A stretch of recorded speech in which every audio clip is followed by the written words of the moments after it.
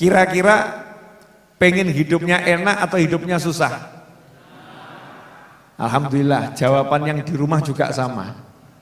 Pengen hidupnya enak. Kalau kita itu lagi ngangkat beras 100 kilo, kira-kira berat atau ringan? Berat. Terus kalau ada temen yang badannya keker, mengambil alih, biar saya yang ngangkat, enak atau enggak enak? Jadinya apa? Enteng atau ringan? Jadi ringan, jalan tanpa beban, karena ada yang ngangkat. Sekarang saya mau nanya, kalau kita tidur banyak dosa, bangun nggak punya dosa, mau tidak? Ya, kayak tunggali. Tidur banyak dosa, bangun nggak punya dosa, mau tidak? Mau, betul kan ya? Kita tidur saldo 0. Ini lebih gampang ini contohnya. Tidur saldo 0. Bangun tiba-tiba saldo 2,5 M seperti jumlah hutang tanahnya Masjid Ar-Raudhah. Kira-kira seneng atau enggak seneng? Asyik atau enggak asyik? Pertanyaan saya, tadi yang ngangkat itu kita atau orang lain? Beras 100 kilo tadi loh, yang ngangkat kita atau orang lain? Orang lain. Saldo 0 jadi 2,5 M, yang isi kita atau orang lain? Orang lain. Lah kita tidur banyak dosa, bangun nggak punya dosa, lah yang mintakan ampun siapa? Kita atau orang lain? Orang lain. Orang lain. Jadi kalau kita punya teman yang badannya keker, teman yang baik sama kita, siap lihat kita mikul abot, dia mengatakan, dah jenengan istirahat, biar saya yang ngangkat. Punya teman yang seperti itu enak atau enggak enak? Enak atau enggak enak? Enak. Punya teman yang kaya raya, duitnya banyak, tahu saldo kita 0, nggak usah disuruh, tiba-tiba kirim transfer ke nomor rekening kita sejumlah yang kita butuhkan bahkan lebih. Punya teman yang seperti itu enak atau enggak enak? Enak atau enggak enak? Nah, makanya simak sabda Nabi Muhammad SAW. Ya, ar-rajulu ala dini khalilihi falyandur ahadukum man yukhalil. Seseorang itu dia cara hidupnya seperti cara hidup beragama temannya. Maka hendaknya kamu kalau mau cari teman, falyandur ahadukum ala khalil man yukhalil. Hendaknya kamu lihat ini temanmu siapa? Temanmu siapa? Cari teman yang baik. Ngaten loh. Kita itu kan diajari sama guru-guru kita kalau habis subuh itu ya. Contoh sederhana, suruh baca apa? Astaghfirullah lil mu'minina wal mu'minat. Ya Allah tolong ampuni mukminin wal mukminat. Enggak disebutkan loh. Ya Allah ampuni mukminin dan mukminat yang sholat, enggak. Ya Allah ampuni mukminin dan mukminat yang puasa, enggak. Pokoknya mukmin laki-laki, mukmin dan perempuan tolong ampuni ya Allah. Betul? Jadi kalau hari itu ada yang terlambat sholat subuh, sebetulnya kan sudah ada yang mintakan ampun ya.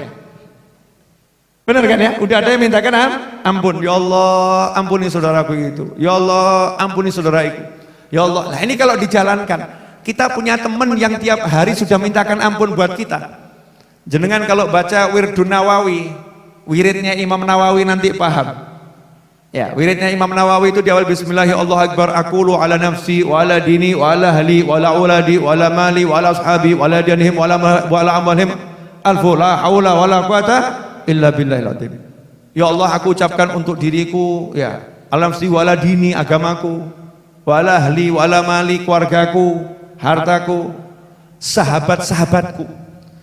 Jadi diajari sama Imam Nawawi, sahabat-sahabatmu itu walaupun gak baca wiritono, gak baca la haula wala quwata illa billah, kamu yang bacakan untuk sahabatmu, kamu yang istighfarkan temanmu.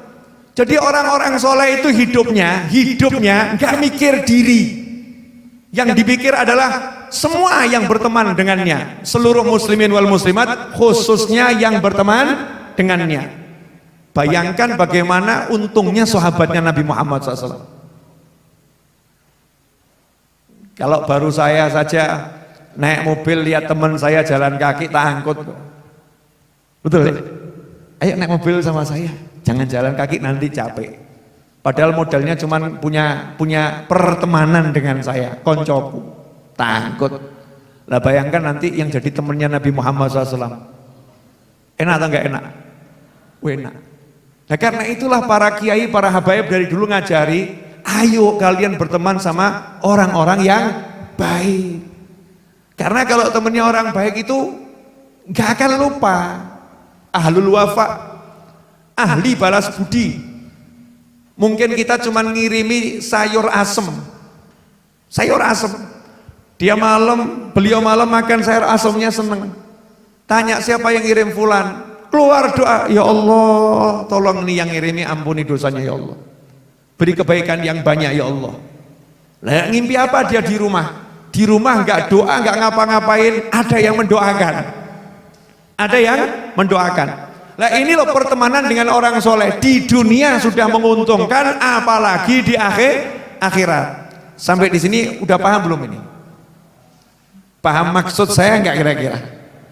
Jadi ada cara enak, ada cara mudah, biar kita itu bisa sampai derajat yang tinggi, enggak susah, enggak repot. Judulnya cari teman yang soleh. Karena itu kalau kita perhatikan, zaman kiai-kiai dahulu mesti membina pertemanan. Mbah Hasyim Asy'ari rahimahullah dengan gurunya ya Khalil Al-Bangkalani, ya guru, ya teman.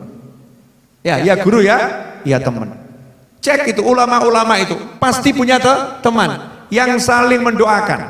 Makanya sampai-sampai dikatakan seorang sufi berkata kepada sufi yang lain, seorang guru berkata kepada guru yang lain, definisi murid kamu itu seperti apa?